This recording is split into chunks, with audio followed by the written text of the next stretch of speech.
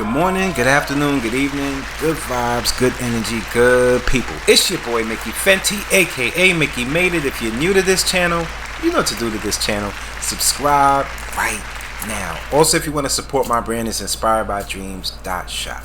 Okay, today's episode, this is a great episode. I really wanted to talk to you guys about. This conversation surrounds dysfunctional families, just dysfunctional relationships in general. And we've seen a lot of this, a lot of people being raised in a certain way, and it's becoming part of their lives, their lifestyle, and they tend to bring that into other relationships, and it doesn't end up good. So today we're talking about dysfunctional families, and if you came from one, leave your comments down below. Let me know what you think on these conversations, and yeah, love you guys. Thanks for the support. It's your boy Mickey Made It. Let's get it.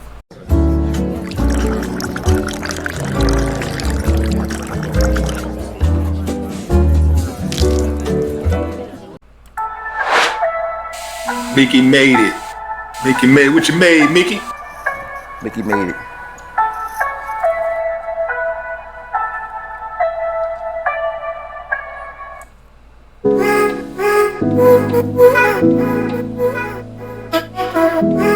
Growing up in a dysfunctional family is very traumatizing. And I feel like a lot of people can relate to that. Because on the outside looking in, it may seem like that person over there has a great family. That person over there is happy. That person over there, family loves them. Their life is perfect. And so on and so on.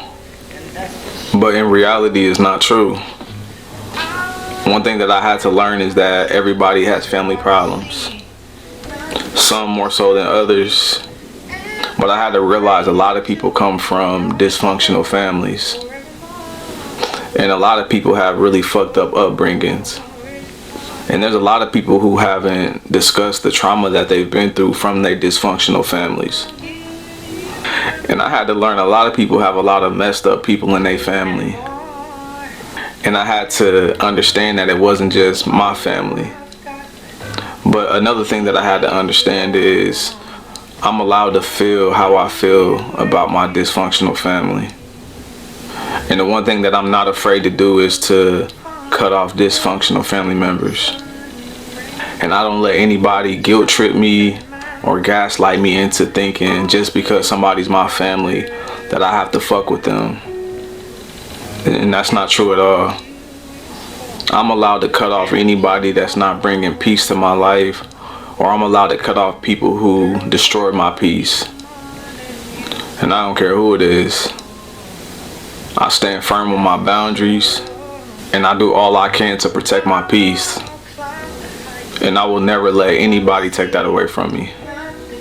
I know it's a lot of y'all that come from dysfunctional families who have been through traumatizing shit from your family members, who have been mistreated, and so much other things. Don't let anybody tell you differently. You're allowed to cut them off. You're allowed to feel how you feel about them. Whether if they hurt you, whether they fucked you over, did some fucked up shit to you, or whatever it is. How you feel is valid, and you're allowed to cut them out of your life. This is your sign that you can escape your toxic ass family. This big ass scar you see on my neck, yeah, that's because of family. I moved hundreds of miles away from my family because it's too much for me, bro. I'm the brother that moved away. I'm the cousin that thinks he's better than everybody. No, I just can't deal with y'all toxic ass mentality, bro. There's very few people in my family where I'm like, yeah, bro, I'll fly you out.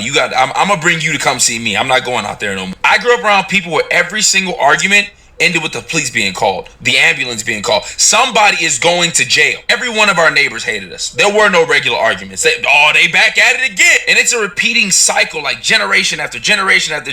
I'm gonna break that shit with my family. I got 2 daughters, a third on the way, a beautiful wife. I am breaking that cycle with my family that I created. Because the family I created is gonna be way more valuable than the family that I came from. I can't do it with them anymore. This video is finally me coming to terms with, like, I'm just done with my family. I can't do it, bro. Like, this shit is not normal, bro. This is not normal, the way you guys act around each other. My wife is just in awe, like, oh my God, you guys actually fight. Yeah, nah, baby, like, people fist fight. Like moms fight daughters, cousins fight cousins. Like everybody, like we fight in this family. Longest that shit was normal to me, bro. I used to think, nah, yeah, everybody fights like this until I met my wife's family. They have their arguments, their disagreements. They'll yell at each other, they'll cuss each other out. But the police have never been called, bro. Like other people's worst arguments are a light day in my family, bro. And to anybody that's seeing this video, if you're in my family, if it don't apply, let it fly. But if you can't message me, you know why. Oh boy. As somebody with a toxic family, there's one piece of advice that I'm going to give you that I need you to drill it into your brain today. Do not let your family ruin your family. Do not let your toxic family ruin what you worked so hard not to be. I'm not joking when I say that toxic families want nothing more than for you to be like them.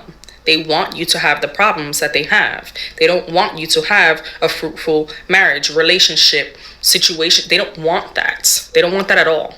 This is the one thing that you created. This came from you, solely from you. This had nothing to do with them. Don't let them ruin what you and your partner have created. Ever. If you're somebody that's had the toxic family for your entire life, you know that sometimes you go through waves of emotions of wanting them there for some reason. We all go through it. This is your family. This is your home. These are your people. And the things you went through, it ended with you. And you're not bringing it home. Okay? Love you. This tweet right here is a hill that I'm willing to die on. Some of y'all had bad parents. And some of y'all currently are bad parents. I've seen a lot of parents come on here and come on social media in general and say, like, don't tell me how to raise my kids. But the truth is, some of you need to be told how to raise your kids because you're terrible at it. Your kids hate you. What? Like, your kids should not be genuinely scared of you. Your kids should not hate you. Your daughter should not be scared to tell you that she started her period. Your son should not be scared to show you maybe that he got a B or a C in a class. Why are you hitting your kids over that kind of stuff? Why do you have cameras in your kids' rooms? Why can't your kids hang out with their friends? It doesn't make any sense. That's all part of bad parenting. Personally, I feel like every parent should be required to take parenting classes because why did your kids hate you? Like, are you proud of yourself? You did a bad job. Broken parents raise broken babies. They broke you because they were broken too, baby. And I'm sorry that they may not have done the work that they need to do for them to heal, but this part of the journey is on you. I need you to forgive them for not being who you wanted or needed them to be. I need you to release them from the unrealistic expectations that you put on them because they may not have the capacity, ability, want, desire, or whatever to be what you need them to be. I need you to embrace your story for what it was. It happened. But what did you learn from it? From what it is, how is it impacting you today? And for what it can be with love and compassion. And then I need you to elevate to a higher level of living. I need you to change your mindset. It's not about why did this happen. It's about what did I learn? How did it impact me? And what am I going to do with it? You got this. You are not a victim. I need you to be victorious over the traumas that occurred in your life. Heal so that you don't break your babies. And heal so that you don't have to keep living in the past. I need you to come on into the future. You deserve it. Air hugs and cyber kisses. You're not responsible for healing the damage that your parent has caused in a relationship with them. And one of the reasons why many of you all cannot heal is because you're still stuck in that place of grief. And I know that this is about to ruffle a couple of feathers, and I know a lot of y'all like to tussle, but baby, you're going to be tussling with yourself in the comment section because I'm not going back and forth. Grief is not just physical loss. Sometimes when we have a relationship with our parents, the parents who didn't provide the nurturance, who didn't provide the protection, who didn't provide the security, a sense of belonging that was necessary for a child in their upbringing, the child, when they go into their adult years, as they grow into their adult years, they carry the loss of not having those things. You as a parent were supposed to grant your child security and protection, and the pain of that betrayal of not having that security or that protection from the person who brought you into this world, the sorrow The sorrow of not having the love or that sense of belonging and longing for that, longing for something that you should have had or something that is probably never going to be. Let's think about the children who have had to see other children be loved correctly, and then they're in a situation where they're not being loved correctly. That is grief in itself. Out of all of my study, out of all of my clients and working with people through healing and finding security within themselves, I can't tell you how many stories I have heard from adults of their childhood, of their upbringing, where they had to constantly be the emotional support. They had to constantly be the emotional labor.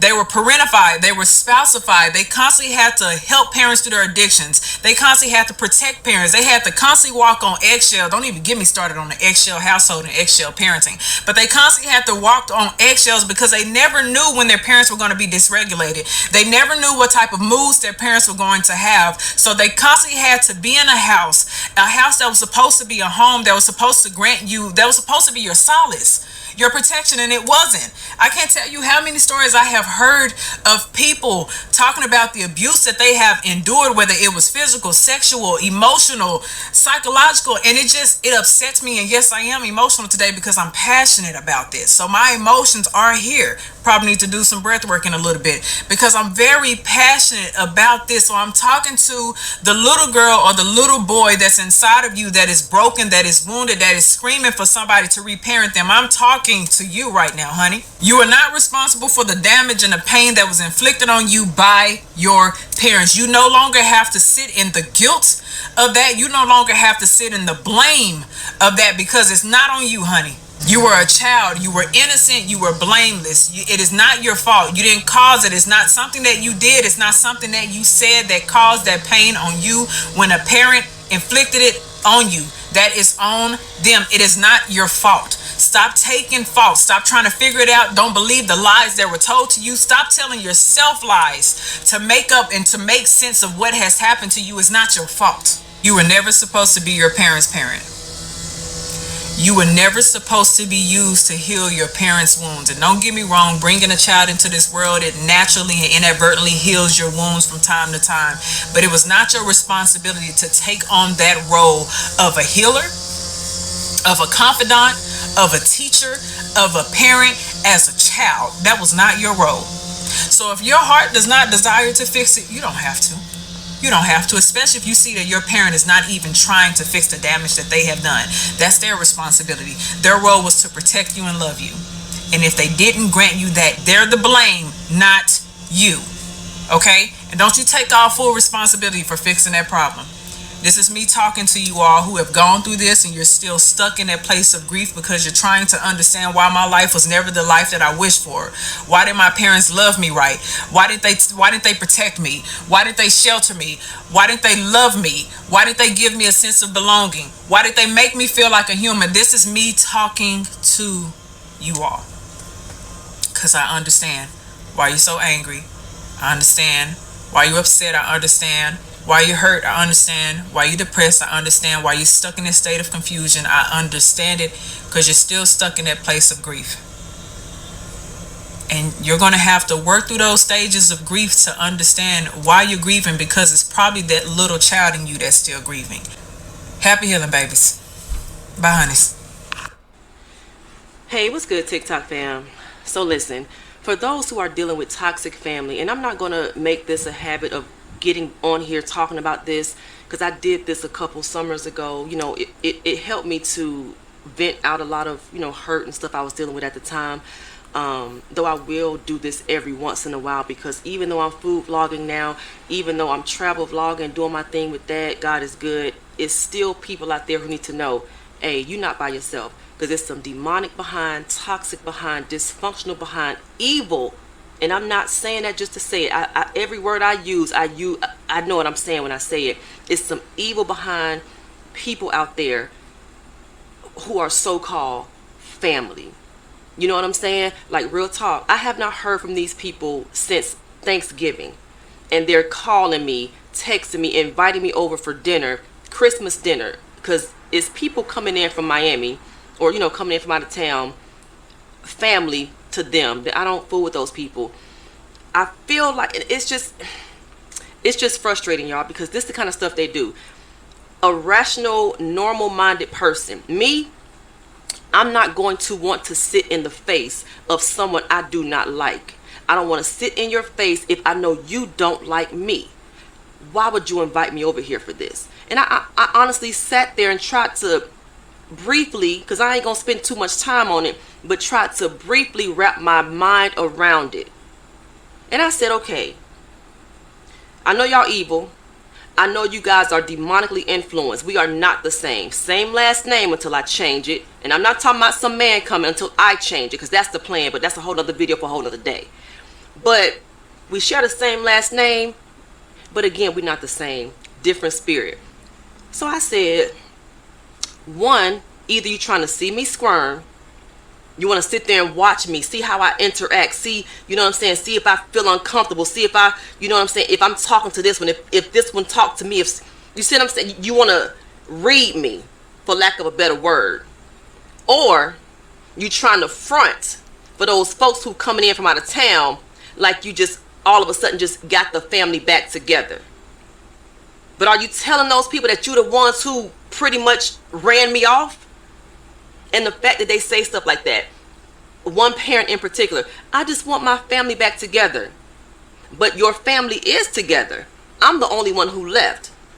You know, so are you saying this because it'll make y'all feel better if I come back? Because y'all never left each other. So something lets me know that something in you knows that you wronged me. Something in you knows, y'all know what y'all did. Because at the end of the day, if Marilyn Elaine was so disrespectful, that's me. That's my real name. If Marilyn Elaine was so disrespectful like you lied and said she was, why you want her at your house? Why do you want her at that table? Why you want her over there? Just what I thought. Nothing to do with me. It's all an agenda to make them look better. It has nothing to do with me. So look, y'all, I said it a few days ago. Don't go over there for Christmas. It's the day after. But some of y'all may still be dealing with, you know what I'm saying? Don't let them folks get to you. Those folks are evil. Like I said, most likely they are demonically influenced. And they do not care about you. So yeah, I blocked them all this morning. Everybody blocked. Because I'm sitting there thinking about everything like, you know, these people really, they really hurt me. And let me say this, y'all. You know, a lot of people try to get on here and play victim. This person did this. They said this. How could they? And I don't want to say that because many of these feelings are valid. But like I told my friend, well, I put it in a video. I haven't sent her the video yet. But if I did anything, I would get on TikTok and tell y'all. I would make a YouTube video and tell y'all. I'm not just going to tell the stuff that they did. I will tell you if I was disrespectful. I'll tell you. I told TikTok. I hung up in my daddy face, what, like 2 years ago. Because I said it's better to hang up in your face than to go off and say something crazy. So yeah, anything I do, I could say. None of them have owned a thing though. But you want me to come sit over there. Y'all, listen. Just know that you have someone who understands. You can DM me. You can comment below. But you are not alone. And like the Bible says, and I thought about that this morning too, I'm not wrestling against flesh and blood. It's not my daddy. It's not my sister. It's not my mama. It's the doggone spirit that lives on the inside of them. It's a spirit. It's spiritual warfare. But at the end of the day, I'm still not going to fool. I'm going to pray. We're going to go to war in the spirit, but I'm still not dealing with that mess. So yeah, block them folks, y'all, and don't let them play with you. Don't let them manipulate you. If you have to process whatever, you got to do what you got to do. But don't let those people play with you. Because you deserve more. You deserve more. And like I said before, they don't like you anyway. They hate your guts. That's it though. I'm just surprised. Like, how do you try to play with me? Like, you ain't talked to me in over a month. But, oh, text your sister and see if she wants to come for dinner. When I already told you I wasn't coming. You know I'm not fake like y'all. I'm not fake. Only thing fake, and them nails. Other than that, I'm not with the fakery. Anyway, we ain't gonna talk about how these crimps and curls is crimping and curling. That thing cute. That's it though. I'm about to go. These people crazy and evil at that.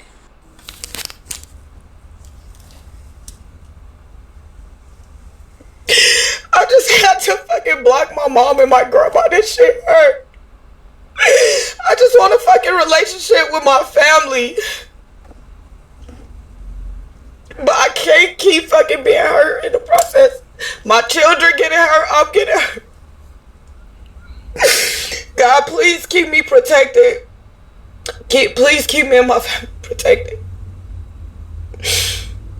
I gotta move on. I gotta move to my higher self. And I can't keep letting my family and their trauma pull me back down. I can't. This shit fucking hurt, man. Fuck. The back and forth is too toxic. God, just keep me and my family protected with your divine love. When people switch up on you, get into the habit of shutting down their access. Because one thing about people that switch up, they will try you and they think less of you. They think you're a fucking pushover. That's why they tried you in the first place, because in the back of their mind, oh, I'll come back. She gonna let me back in. She ain't going nowhere. That's what these people think of you. You got these toxic motherfuckers right in your family. You got family members right now that are gossiping about you, fucking jealous, envious, two-faced, smiling in your face, but the moment you turn your back, they telling all your business and talking shit about you to other people. They will not respect you. Toxic, dysfunctional families, they talk about harmful people like they're a legend, don't they? And then you get older, you realize how messed up that is. I was just thinking about it, like, people love abusers so much in families, like, they think that junk be cute, they think that junk be funny, like, they be beating their kids, he be beating up his women, his girlfriends, or, you know what I'm saying? Like, that stuff is like, they look at people like that, like it's something to be revered, or like these people just baddies, or they look at those people like they gangsters or something like that, because they be harming vulnerable people. Harming people that can't even defend themselves. You're not even a gangster to me if you don't protect the vulnerable. If you don't stand up for yourself, you're not gangster. If you don't stand up for a worthy cause, you're not gangster, because these people will sit around and watch the craziest thing happen. You know why they watch the craziest stuff happen to like vulnerable people, to like whatever? It's because they be wanting a story to tell. Like, some people love being a bearer of bad news in the family. It's just like they won't stop and help the person that need help, because they want to call and gossip and be the first person to be like, oh, such and such did this, or such and such going through this, and I just heard. Right, instead of looking out for that person like a family's supposed to. Family's supposed to stick together. They're supposed to be like your own little tribe. And people be trying to beef with their families. They be the first person to outcast you. You're trying to live right when you're trying to do right. If you the respectful person, you watching this video, it came on your timeline, I bet you ain't never had nobody disrespect you until you start being respectful. I'm telling you, that's how people do in the family. They teach you like you goofy or something. If you trying to like treat people right, treat them right, people look at you like you crazy. Like, I'm trying to give you the respect you deserve to, matter of fact, not even the respect you deserve, the respect you need to be a better person, because maybe that's why people be tripping, because they get disrespected and violated so much. These people will disrespect you just because of that. I'm telling you, they don't like when you trying to live a respectful life. People be in jail, right? They'll get visits, they'll get calls. People will send stuff to them, rep their name on Facebook. You go to college and you come back around for a break or something, people interacting with you like you different, or like you stupid or goofy or something like that. Like, nobody calling you. Usually people from like toxic family dynamics, they basically in school by themselves. Like, you got to get through that junk by yourself, because nobody feel like, and it could be because they feel like they don't relate to it or something like that. They treat you like you made a dumb decision, when this could be the person to help everybody, but now they struggling through college. I don't get it, man. They really treat you like you a square sucker if you try to better yourself, if make better decisions, try to eat healthy. Now they acting like you weird. Now they think you somebody dumb and to be played with. That's why I get, if you decided to be that person that don't come around often, I get you. Like, you got to protect your peace. And if you trying to live a different lifestyle and teach your future kids something better, you can't be exposing yourself to it, even if you is an adult. You got to watch what you let yourself see and be around, because that junk will get into your spirit. Even if it don't make you like them, it'll have you walking around irritated. Like, thinking everybody just ops or something like that. Take those lessons and be better. Cause these families be so broken, they glorify the wrong things. Like even in your family, they treat you worse than you is on the street. You don't dress a certain way, you don't wear your shoes like this, or you ain't worldly, you ain't trying to look like the world. They don't want to talk to you, but their whole life be falling apart because they morals terrible. Your weave be cute, but I mean, what's in your head? Fried. Whole families be enablers to bad behaviors and they'll wonder why stuff be generational. Trauma be generational. It seems like it'd be a part of the family because everybody want to act like ain't nothing wrong.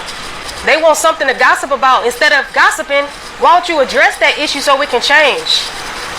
Instead of gossiping about that person that you see struggling in your family, why don't you help them, because it could really change the future. Really help the families be better, like introduce the family to something different, to something new. You know what I mean? But you don't believe in them because you see they struggle, and that's the problem. Like, people be roses that grew from concrete. When you came from a negative, toxic family and you was able to see everything that was wrong and you ain't fall into the BS or to glorify the drama or want to be a part of the drama all the time, and you get away from that, man, you blessed. God bless the child that has his own mind. And now that we older, like, our boundaries so important. Like, my boundaries is because how you treated me when I needed somebody or needed guidance, and you picked on me or something like that, or you talked about me because I was different, instead of honoring my uniqueness, I don't talk to you, I don't look at you, I don't respect that.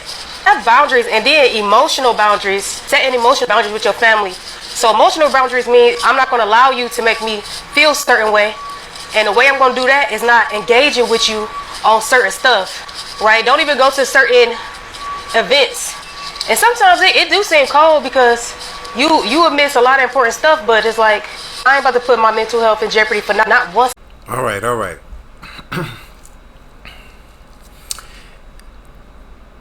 There's nothing like a good family. You know, when we go out there, we go outside of our family, we grow, we go out there. Sometimes it could be brutal out there, and sometimes people try to find love outside of their family because their family within itself there is dysfunctional and things are happening that you've got to find yourself outside of your household. And that's hard for me because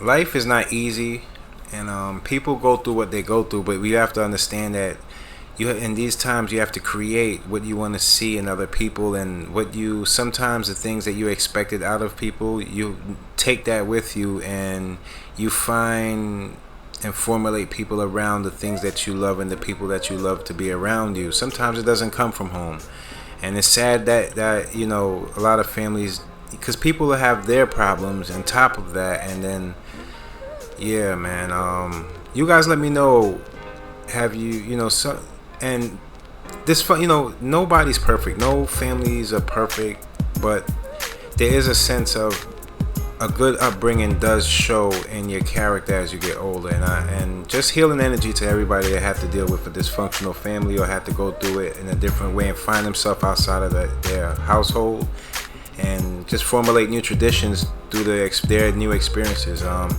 I don't know, you guys let me know down below in the comment section what you feel on this whole conversation, and love you guys. Until next time, it's your boy Mickey Fenty, aka Mickey Made It. If you're new to this channel, you know what to do to this channel.